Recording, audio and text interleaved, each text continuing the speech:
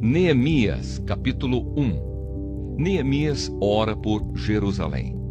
Esta é a história de Neemias, filho de Acalias. No mês de Quisleu, no ano 20 do reinado de Artaxerxes, rei da Pérsia, eu, que me chamo Neemias, estava em Suzã, a capital do país. Anani, um dos meus irmãos, chegou de Judá com um grupo de outros judeus. Então eu pedi notícias da cidade de Jerusalém e dos judeus que haviam voltado do cativeiro na Babilônia. Eles me contaram que aqueles que não tinham morrido e haviam voltado para a província de Judá estavam passando por grandes dificuldades. Contaram também que os estrangeiros que moravam ali por perto os desprezavam. Disseram finalmente que as muralhas de Jerusalém ainda estavam caídas e que os portões que haviam sido queimados ainda não tinham sido consertados. Quando ouvi isso, eu me sentei e chorei. Durante alguns dias eu fiquei chorando e não comi nada, e fiz a Deus esta oração: Ó Senhor, Deus do céu, Tu és grande e nós te tememos. Tu és fiel e guardas a tua aliança com aqueles que te amam e obedecem aos teus mandamentos. Olha para mim, ó Deus, e ouve as orações que faço dia e noite em favor dos teus servos, o povo de Israel. Eu confesso que nós, o povo de Israel, temos pecado. Os meus antepassados e eu temos pecado. Com os nossos atos, temos pecado contra ti e não temos obedecido aos teus mandamentos. Não temos obedecido às leis que nos deste por meio de Moisés, teu servo. Lembra agora do que disseste a ele: se vocês, o povo de Israel, forem infiéis a mim, eu os espalharei entre as outras nações. Mas se depois disso vocês voltarem para mim e obedecerem aos meus mandamentos, eu os trarei de volta para o lugar que escolhi, para ali ser adorado, mesmo que vocês estejam espalhados pelos fins da terra. Senhor, estes são teus servos, o teu povo. Tu os livraste do cativeiro com o teu grande poder e com a tua força. Ouve agora a minha oração e as orações de todos os outros teus servos, que têm prazer em te adorar. Faze com que eu tenha sucesso hoje e que o rei seja bondoso comigo. Nesse tempo eu estava encarregado de servir vinho ao rei. Neemias, capítulo 2. Neemias vai para Jerusalém. O que vou contar aconteceu 4 meses mais tarde, no 20º ano do reinado de Artaxerxes. Um dia, quando o rei estava jantando, eu peguei vinho e o servi. O rei nunca me havia visto triste e por isso perguntou: por que você está triste? Você não está doente, portanto, deve estar se sentindo infeliz. Então eu fiquei com muito medo e respondi: que o rei viva para sempre. Como posso deixar de parecer triste quando a cidade onde os meus antepassados estão sepultados está em ruínas e os seus portões estão queimados? O rei perguntou: o que é que você quer? Eu orei ao Deus do céu e depois disse ao rei: se o Senhor está contente comigo e quiser atender um pedido meu, deixe que eu vá para a terra de Judá, a fim de reconstruir a cidade onde os meus antepassados estão sepultados. Aí o rei, tendo a rainha sentada ao seu lado, concordou com o meu pedido. Ele perguntou quanto tempo eu ficaria fora e quando voltaria. E eu disse: então pedi ao rei um favor, que me desse cartas para os governadores da província de Eufrates Oeste, com instruções para que me deixassem passar até chegar à região de Judá.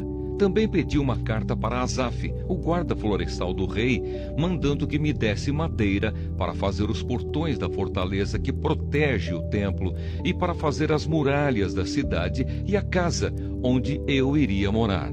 E o rei me deu tudo o que pedi, porque Deus estava comigo. O rei mandou que fossem comigo alguns oficiais do exército e uma tropa da cavalaria. Então eu viajei para a província do Eufrates Oeste e ali entreguei aos governadores as cartas do rei. Mas Sambalate, da cidade de Bet-Horon, e Tobias, um oficial do país de Amon, ficaram muito zangados quando souberam que alguém tinha vindo para ajudar o povo de Israel. Eu cheguei a Jerusalém e durante 3 dias não contei a ninguém o que pensava fazer pela cidade, de acordo com o que Deus havia posto no meu coração. Eu me levantei no meio da noite e saí, junto com alguns dos meus companheiros. Só levei um animal, o jumento que eu montava. Era noite quando eu saí da cidade pelo portão do vale, no oeste, e fui para o sul, passando pela fonte do dragão até o portão do lixo. Conforme andava, eu ia examinando as muralhas da cidade que haviam sido derrubadas e os portões que haviam sido destruídos pelo fogo. Então virei para o norte e fui para o portão da fonte e para a represa do rei. Mas o jumento não pôde encontrar lugar para passar pelo entulho. Por isso fui até o vale do Cedron e passei por ele, sempre olhando para as muralhas. Então voltei pelo mesmo caminho pelo qual tinha ido e entrei de novo na cidade pelo portão do vale. Nenhuma das autoridades da cidade ficou sabendo aonde eu tinha ido, nem o que tinha feito. Até ali eu não tinha contado nada a nenhum dos judeus, aos sacerdotes, às autoridades, aos oficiais ou a qualquer outra pessoa que iria tomar parte no trabalho. Mas aí eu lhes disse: vejam como é difícil a nossa situação. A cidade de Jerusalém está em ruínas e os seus portões foram destruídos. Vamos construir de novo as muralhas da cidade e acabar com essa vergonha. Então contei a eles como Deus havia me abençoado e me ajudado, e também contei o que o rei me tinha dito. Eles disseram: vamos começar a reconstrução. E se aprontaram para começar o trabalho. Porém Sambalate, Tobias e um árabe chamado Gesem souberam do que estávamos fazendo. Eles começaram a rir e a caçoar de nós e disseram: o que é que vocês estão fazendo? Vocês vão se revoltar contra o rei?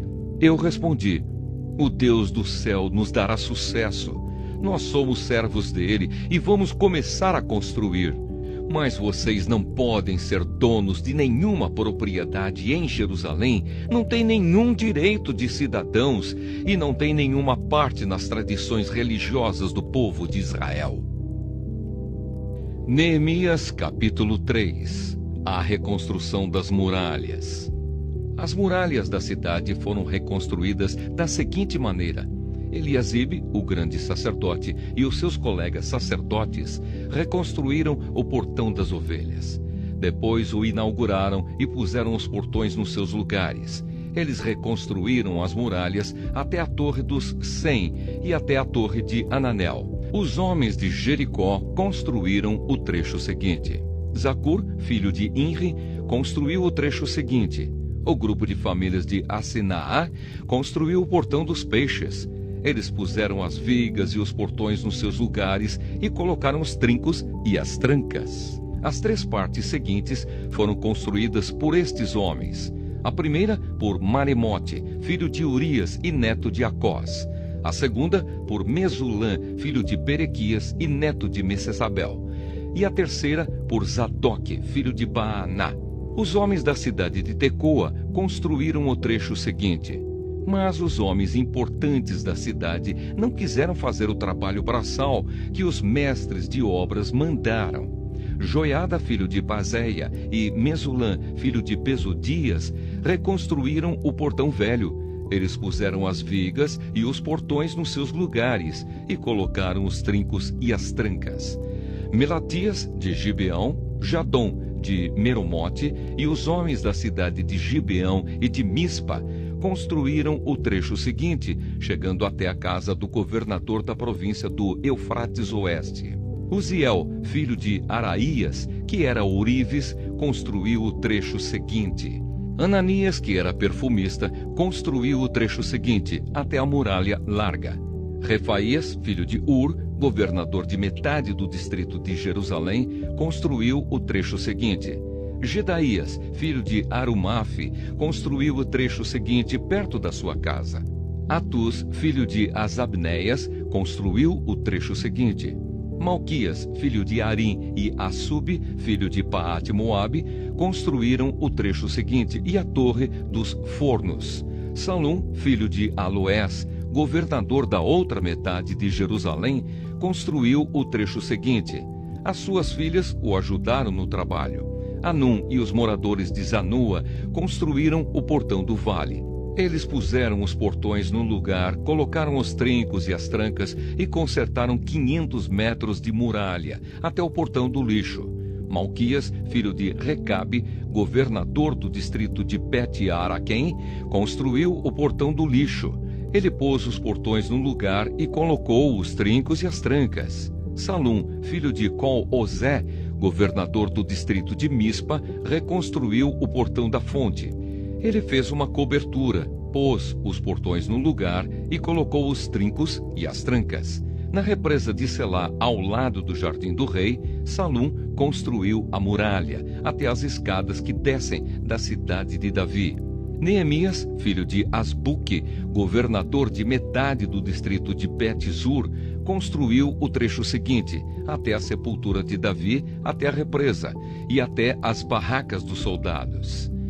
Levitas que trabalharam nas muralhas. Os levitas também ajudaram a reconstruir as muralhas. Segue a lista deles. Reum, filho de Bani, construiu o trecho seguinte.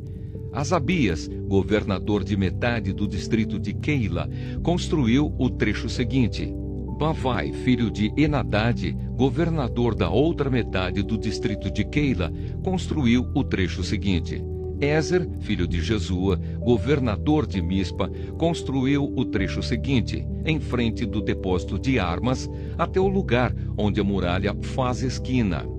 Baruque, filho de Zabai, construiu o trecho seguinte, desde a esquina da muralha até a porta da casa de Eliasibe, o grande sacerdote.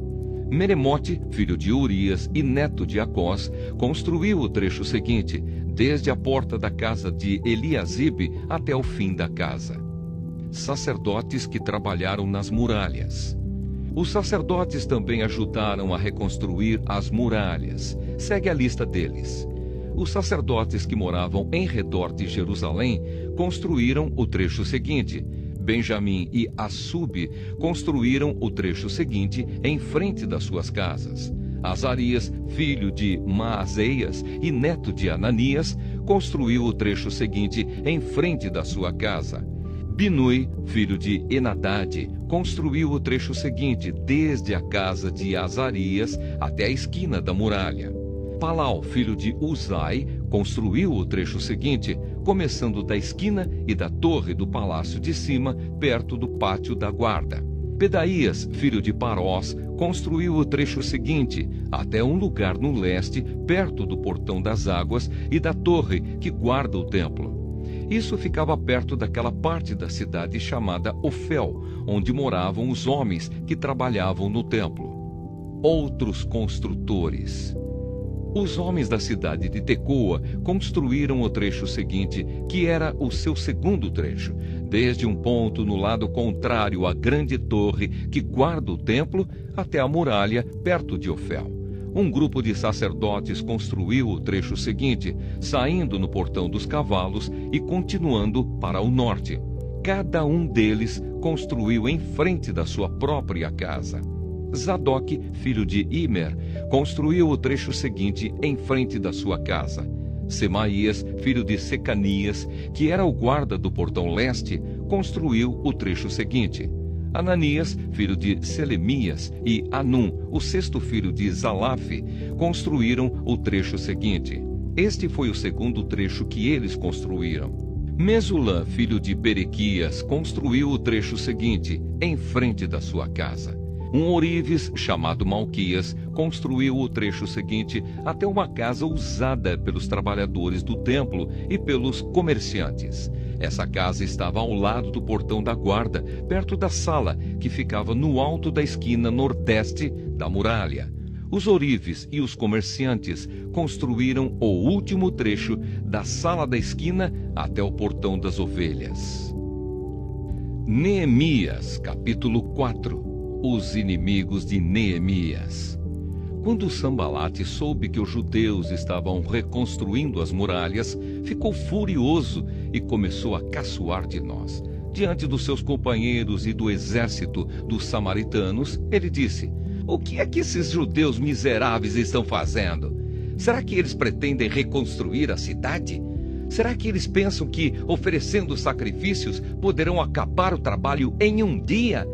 Será que dos montões de entulho e das pedras que foram queimadas, eles podem tirar pedras para a construção?" Tobias, que era do país de Amon, estava com ele e disse: "Que tipo de muralha eles poderão construir? Até mesmo uma raposa poderia derrubá-la.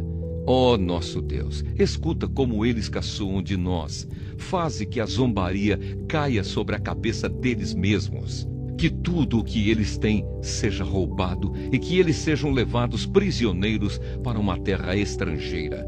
Não perdoes o mal que eles fazem e não esqueças os seus pecados, pois insultaram a nós que estamos construindo."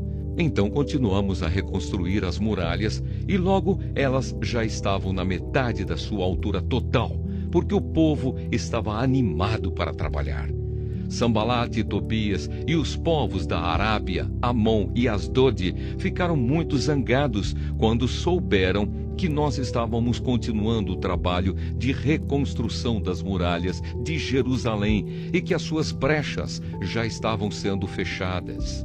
Aí se reuniram e combinaram que viriam juntos atacar Jerusalém e provocar confusão.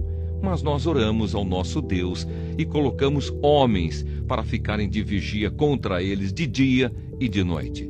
O povo de Judá cantava uma canção assim: "Os carregadores já estão cansados e ainda há muito entulho para carregar.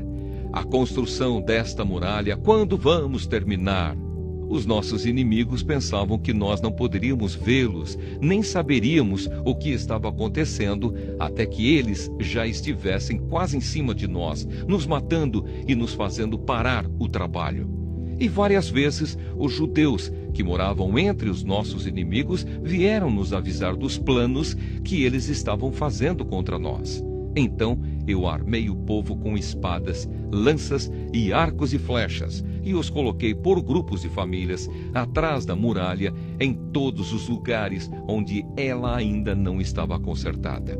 Eu vi que o povo estava preocupado e por isso disse a eles e às suas autoridades e aos seus oficiais: "Não tenham medo dos nossos inimigos. Lembrem como Deus, o Senhor, é grande e terrível, e lutem pelos seus patrícios, pelos seus filhos, suas esposas e seus lares." Os nossos inimigos ficaram sabendo que nós havíamos descoberto o que eles estavam planejando e compreenderam que Deus havia atrapalhado seus planos. Então todos nós voltamos para o nosso trabalho na reconstrução das muralhas.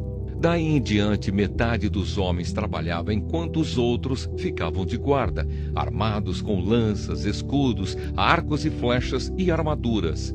E as autoridades deram todo o seu apoio às pessoas que estavam reconstruindo a muralha. Cada pessoa carregava materiais de construção numa das mãos e na outra carregava uma arma. E todos os que trabalhavam levavam uma espada na cintura.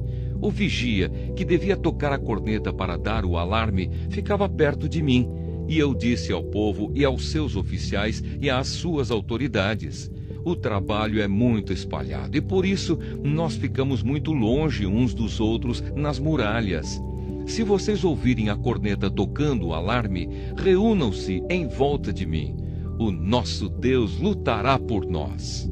E assim, todos os dias, desde o nascer do sol até a hora em que as estrelas apareciam de noite, metade de nós trabalhava nas muralhas, enquanto os outros ficavam de guarda, armados com lanças. Nessa mesma época, eu também disse aos encarregados do trabalho que eles e todos os seus ajudantes precisavam passar a noite em Jerusalém, para que assim nós pudéssemos trabalhar de dia e servir como vigias da cidade à noite. Nem eu, nem os meus companheiros, nem nenhum dos meus empregados ou guarda-costas tirávamos as nossas roupas, nem mesmo para dormir. e todos nós estávamos sempre com as nossas armas nas mãos. Neemias, capítulo 5. A exploração dos pobres.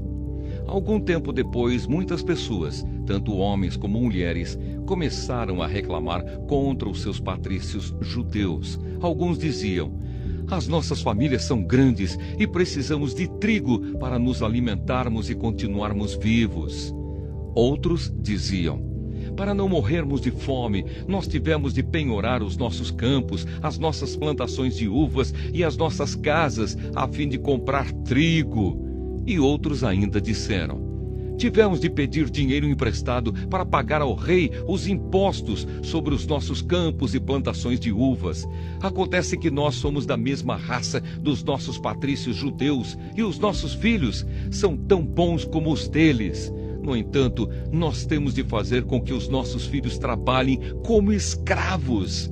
Algumas das nossas filhas já foram vendidas como escravas. Não podemos fazer nada para evitar isso, pois os nossos campos e as nossas plantações de uvas foram tomadas de nós. Quando eu, Neemias, ouvi essas queixas, fiquei zangado e resolvi fazer alguma coisa. Repreendi as autoridades do povo e os oficiais e disse: vocês estão explorando seus irmãos.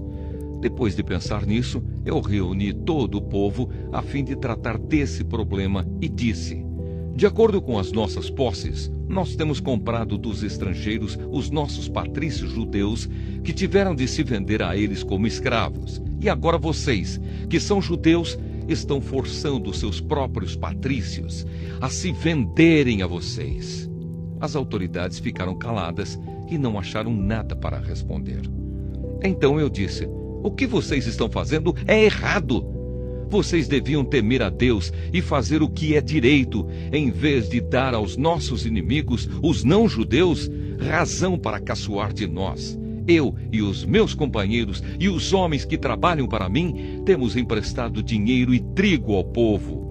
E agora vamos perdoar essa dívida. Portanto, vocês também perdoem todas as dívidas deles, dinheiro, vinho ou azeite, e devolvam agora mesmo os seus campos, as suas plantações de uvas e de oliveiras e as suas casas.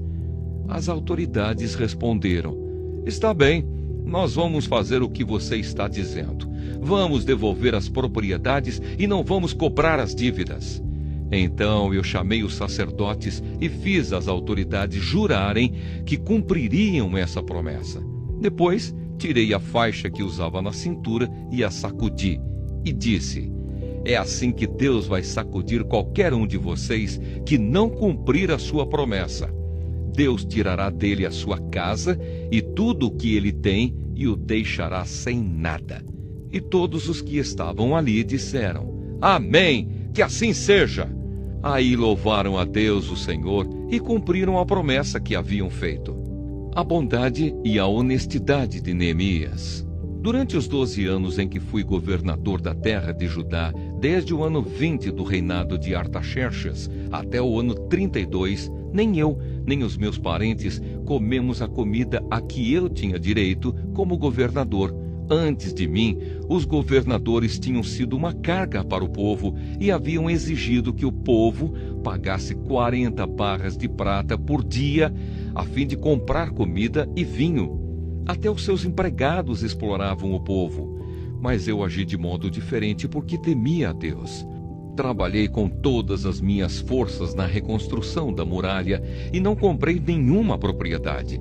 E todos os meus empregados ajudaram na reconstrução. Também hospedei na minha casa 150 judeus e os seus chefes, além de todas as pessoas das nações vizinhas que vinham à minha casa. Todos os dias eu mandava preparar um boi, 6 ovelhas das melhores e muitas galinhas. E cada 10 dias eu mandava vir uma nova remessa de vinho, mas eu sabia que o povo tinha de trabalhar no pesado. Por isso não pedi o dinheiro da comida a que eu, como governador, tinha direito. Ó Deus, eu te peço que leves em conta tudo o que fiz por este povo. Neemias, capítulo 6. Planos contra Neemias. Sambalate, Tobias, Gesem e o resto dos nossos inimigos souberam que nós havíamos terminado de reconstruir a muralha e que não havia mais brechas nela, embora ainda não tivéssemos colocado os portões nos seus lugares. Então Sambalate e Gesem me mandaram um recado. Eles queriam que eu fosse me encontrar com eles num dos povoados do vale de Ono, mas a intenção deles era me fazer algum mal. Aí eu mandei mensageiros a eles com o seguinte recado: eu estou fazendo um trabalho importante e não posso descer até aí. Eu não vou deixar este trabalho só para ir falar com vocês. Eles me mandaram o mesmo recado 4 vezes e eu mandei sempre a mesma resposta. Então Sambalate me mandou o 5º recado, e este veio por escrito. Era uma carta e foi trazida por um dos empregados de Sambalate. A carta, que estava aberta, dizia: Gesem me disse que entre os povos vizinhos está correndo um boato. Dizem que você e os judeus pretendem fazer uma revolução e que é por isso que estão reconstruindo a muralha.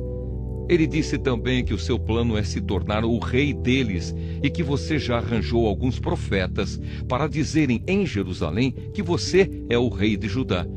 O rei Artaxerxes certamente vai saber disso e por isso proponho que nós dois nos encontremos para conversar a respeito dessa situação. Eu mandei a seguinte resposta: nada do que você está dizendo é verdade. Foi você quem inventou tudo isso. O que eles queriam era nos meter medo para não continuarmos o trabalho. Agora, ó Deus, aumenta as minhas forças.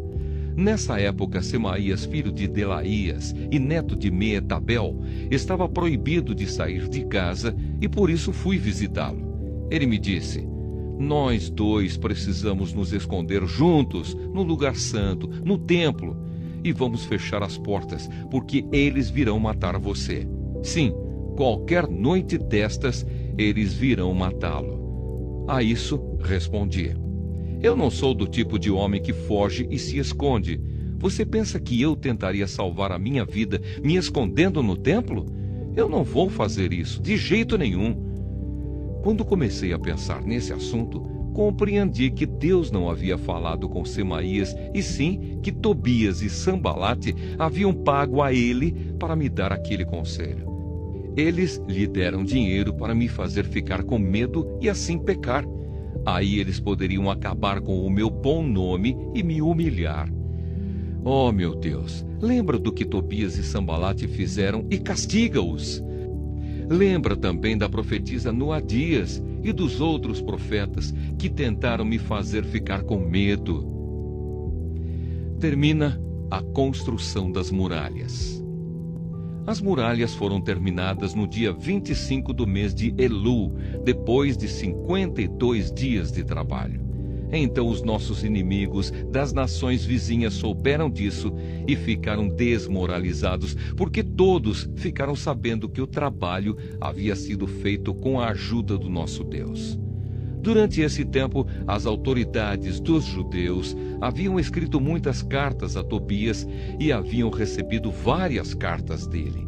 Muita gente de Judá estava do lado de Tobias, porque ele era genro de um judeu chamado Secanias, filho de Ará.